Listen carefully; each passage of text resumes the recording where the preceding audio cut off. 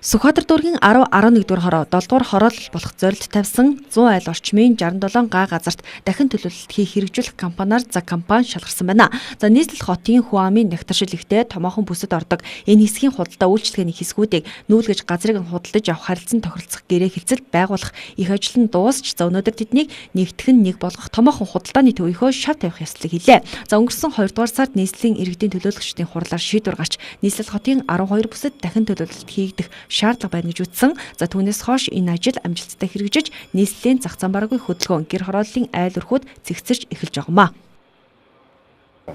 За яг энэ 100 айлын энэ хавьд бол бид нар цаг компани бол хотоос ирэх авсан энэ дээр дахин төлөвлөлт хийгдэнэ. Энэ бол нэлээд ачаалттай маш олон ажлын байрыг хөндсөн хийгээд бас нэлээд төвөгтэй ийм ажил. Энийг бол зориулж авсан юуны өмнө цаг компанийн бид нар хотын зүгээс бол талархаж байгаа. За өнөөдөр бол анхныхаа бүтээн байгуулалт эхэлж байна. Энд байсан нэлээдэн павильонуудыг буулгаад тэгээд одоо өнөөдөр шаваа тавих юм ёслыг хийж байна л да.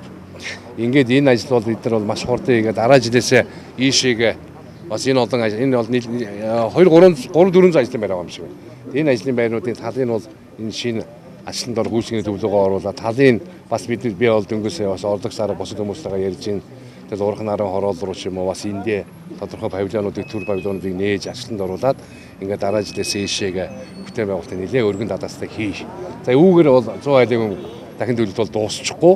За ийшээ зүүн тийшээ тэлнэ. За мөн хойшоо болоод бас замын нөгөө талын энэ 10 дэх хороо энэ замынхаа баруун тал руугаа нэлээ явагдах бахаа гэж ингэж бодож байна.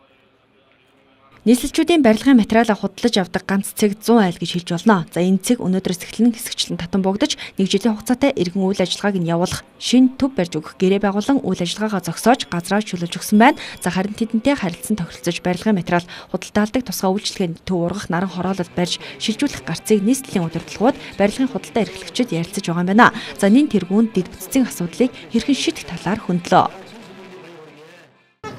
Хөрөнгө оруулалтын газар мэрэгжлийн хяналтынхан очиод үзсэн байж. Тэр одоо уурын зухан одоо дахиад хөлдөнө.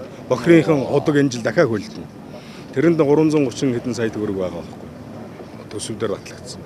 Тэгээ одоо тэрийг хийх гэхлээр одоо энэ нөхдүүд нь өмнөх өмсүүдээ ингээ бүгдээ завхруулаа хийсэн. Тэгэхээр эднэр бол бүх юм нь өөрсдөө энэ компаниг бүгдийг шилжүүлээд авсан тохиолдолд юм хийж болохоор байна. Эднэрийг би материалаа бүрдүүлээд ирчих. Тэгэхээр нь одорд хороон дээр шийдээд ингээ тэр мөнгө сүнгийн нөгөөд ингээ явуулчихвах юм. Тэгвэл эднэр тэнд нөгөө Урах наргийн дэд үтсийн асуудлыг шийдэх юм. Эхний ээлжинд дэд үтсийн асуудлыг шийдэх гэж байна. Нөгөө яагаад гэвэл тэгээд наашаа дахин төлөвлөгөө оруулчих гэж байгаа. Дахин төлөвлөгөө оруулчих. Эднэр болохоор сэндвичний энэ төр юм завхууд бариад энэ хүмүүсээ нүүлгэн шилжүүлчих юм гоо бол иргэдэнд болчих юм аа. Эднэр тийм ингээ хийчмээр байна гэсэн юм нэрэд байгаа.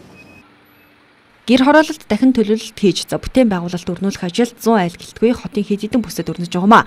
Аж ахуйн нэгжүүд иргэн болон за газрын эзэдтэй яриа хэлэлцээ тохиролцоо хийж газар чөлөөлж эхэлжээ. Харин 100 айл орчим газар чөлөөлүүлэхдээ хувь иргэнтэй гэхээсээ илүү хувийн компаниудтай хэлэлцээ хийж байгаараа онцлог.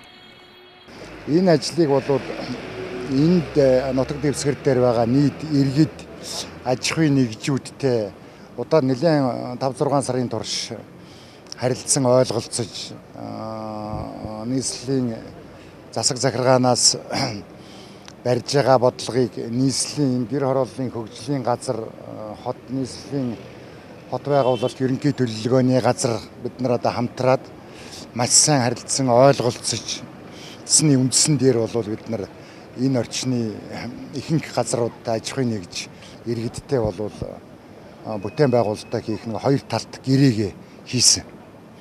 Тэгээд одоо бол энэ гэрээнийхаа дагуу энэ ихний ээлжийнхаа үйлчлэгээний барилгыг эхлэх гэж байна. Ирэх жилийн 4 сараас бол ерөөсөө одоо энэ харагдаж байгаа энэ хэсгийг бол ингээд тэрчгээр нь буулгаад 2500 орчим айлын орон сууц 15000 орчим метр квадрат талбайтай үйлчлэгээний барилгын ажлыг эхэлнэ. 15,000 метр квадрат талбайтай үйлчлэгээний төвийн барилгын ажил эх оны 4-р сард эхэлж 11 сард дуусгахаар зоржээ. Мөн 100 айлын уулзуур эргээд зам дагуух барилгын дэлгүүрүүдийн газрыг чөлөөлүүлэн 2500 айлын орон сууцыг энэ компани барих юм байна.